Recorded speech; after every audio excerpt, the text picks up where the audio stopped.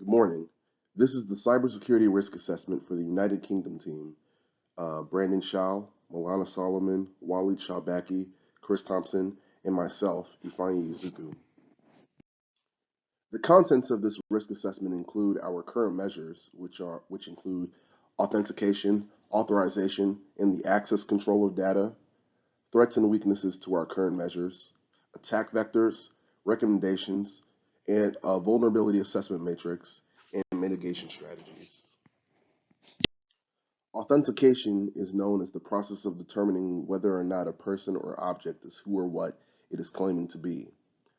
Different types of authentication include password-based authentication, which is widely used throughout our company.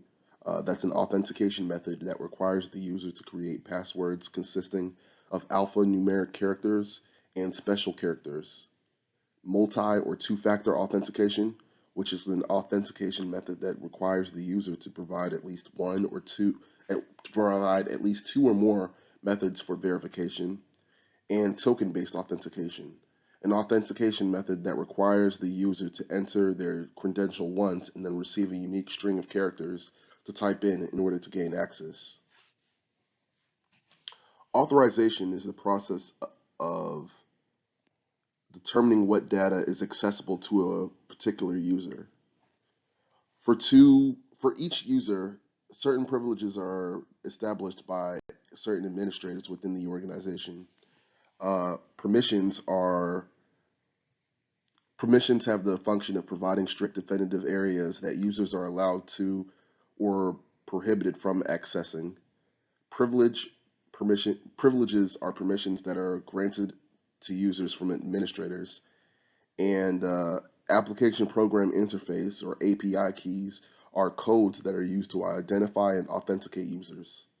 Finally, access is con- ac- ah, access control is a security technique that regulates who or what can view or use resources in a computing system. Role-based access control is a security practice that limits access to certain data or system settings by only allowing users with a certain role to grant access for the aforementioned information. Discretionary access control is the principle of restricting access control based on the identity of the user instead of the user's role in the organization. And then there is mandatory access control, which is commonly used by the government. This principle uses a hierarchical system to control access to files and resources. A system administrator is responsible for defining the setting which determines which users can use or access certain information. Now we're moving on to threats and weaknesses. A threat is a circumstance or event with the potential to adversely impact organizational operations, assets, or even the nation through an information system by gaining unauthorized access, destroying or modifying information, and the denial of service. Types of threats include malware, which is software that is specifically designed to cause damage or disrupt, gain access to, or modify data on a server, computer, or computer network. Ransomware, which is a type of malware that is designed to block access to or threaten to release sensitive information unless a demand is met. Usually, that demand includes paying a sum of money. Phishing is a fraudulent practice of sending emails pretending to be from a respected company to induce individuals to reveal personal information such as passwords and financial information. Weaknesses. People are a weakness because human error accounts for many of the weaknesses within an organization. The use of weak passwords, being victims of phishing emails, and disgruntled employees who can potentially become insider threats, selling off information to competitors or hackers are all examples of the human vulnerability. Technology. Issues with hardware and software can become detrimental if left unchecked. Software deficiencies that are not patched are a common weakness for attackers to exploit. Defects or design flaws in the hardware are also a viable attack vector for attackers. Policy. Lack of or outdated security policies that are consistent with the changing landscape of the organization is a vulnerability as employees that do not have guidelines to follow could download programs or files that contain malware. Attack vectors are methods or pathways that are used by hackers in order to access or penetrate a target system. The longer that a company or organization has weak or outdated security policies and equipment, the easier it is for threat actors to determine their attack vectors. Active attack vectors are attack vectors that are focused on attacking the computer system or affecting their operation. This includes ransomware, domain hijacking, man in the middle attacks, and email spoofing. Passive attack vectors have the sole goal of obtaining information from a system, not crashing the system or adversely affecting regular operations. This includes phishing, social engineering, traffic analysis, and footprinting. There are three general avenues that are recommended when a company or organization is conducting a risk assessment. You can continue to accept risk, which in continuing to accept risk, even with minimal change, could prove to be detrimental to the organization's network infrastructure. Accepting risk is only a preferred option if the risk and potential damage the risk poses can be withstood by the organization, or the organization cannot afford to mitigate any of the risk to its cyber infrastructure. Mitigating some risk would include picking and choosing which risk to mitigate, uh, and that's a preferred strategy when there is a shortage in resources or funds to mitigate all risk. Usually, the risks that are able to be covered within an organization's budget or are prioritized, while the more dangerous risks are monitored. In some cases, the organization can insure itself in case the risks that are being monitored ultimately disrupt the organization's operations. Finally, you can mitigate all risk. If a company has the funds to do so, mitigating all risk is the preferred method. Mitigation of all risk drastically reduces the effect that cyber threats and threat actors can pose. Here we have our threat matrix, which includes a multitude of vulnerabilities, different categorizations, threat levels, attack vectors, and mitigation options. For example, for the SQL or structured query language injection vulnerability, it's categorized as a technology factor. Threat is intentional or external or internal. Uh, Attack vectors are the internet and network.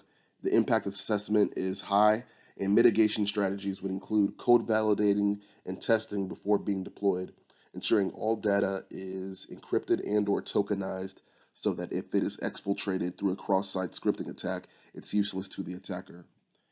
Denial of service is a technology factor or human factor, can also be an intentional or external threat, and attack vectors include the internet and the network. This is also a high impact assessment. IP whitelisting or blacklisting to control access from the IP address employ dot detection software with AI capabilities. Uh, Moving down to cross-site scripting technology factor, intentional or external, with attack vectors including the network and internet. This one has a medium impact assessment, and mitigation strategy would include code validating and testing before being deployed, ensuring that data is encrypted and or tokenized so that if it's exfiltered through a cross-site scripting attack, it's useless to the attacker. Misconfigurations are a technology factor and a human factor, which could be intentional or unintentional. Uh, the attack vector here is a malicious insider, and mitigation strategy would include establishing policies and procedures to ensure individuals are configuring software, services, and network devices are in training and knowledge in what they are asked to do, and that there is validation process like deployment to a test environment of penetration testing, before the configuration is moved to production. Uh, Moving down to compromised credentials, which is a human factor, unintentional. The impact assessment is high, and the attack vector is social engineering. The mitigation strategy is training individuals on the credentials, best practices to not share and not use the same password for work and personal accounts, and to not write your password and leave it laying around. Force changes to default passwords is also recommended. And towards the bottom, we have phishing, which is a human factor, unintentional. It's the attack vector is email, and it poses a high risk. Training individuals on how smishing attacks, on how phishing attacks are used by real world examples, and that seems to be the same thing for smishing and vishing, which are all related. Physical security is a vulnerability with the categorization of human factors. The threat level is unintentional, and the attack vector is physical security. This impact assessment rated it as low, but the mitigation strategy is to increase physical security, deploy best practices like 24-hour surveillance, limiting access, and locking doors accessible by badges. Finally, we come down to mobile malware, which is a technology factor and human factor. The threat level is unintentional, and the attack vector is ransomware. The mitigation is to enroll device in AirWatch type system that monitors the device for malware. Mitigation strategies include creating and secure strong credentials. Most IoT devices still use their predictable factory login credentials, making them prime targets for distributed denial of service attacks. This will require the use of a password manager's tool to ensure that login credentials are strong and resilient to brute force attacks. The training on creating strong passwords, along with avoiding common mistakes in setting up passwords. Identifying and shutting down data leaks. Most businesses are unknowingly leaking sensitive information that could facilitate data breaches. A data leak detection solution will solve this critical security issue. Invest in and implement top cybersecurity tools. Avoiding mistakes by employers, clicking the bad choice and selecting available options and becoming prey for attack needs to be supported by the right cybersecurity tools. Attack vectors such as malicious links and/or email attachments need to be detected by tools since hackers do good in masquerading the intentions of such vectors, and employees may not all be at the same level in suspecting such vectors when they show up. Next gen cybersecurity tools and other updates, including patch management and security suite tools, will do a good job in handling certain attack vectors. Tools for prevention, detection, and response are required since discovering threats individually is more than human or simple tools can handle. Tools must be able to support the DNS filtering and block network communication to command and control servers, ransomware, etc. once an attack vector is discovered. Finally, detection and/or remediation of all system vulnerabilities. This should be done for the internal and external vendor attacks. An attack monitoring solution can help you do this. This concludes our presentation. Please let me or a member of my team know if you have any questions. Thank you.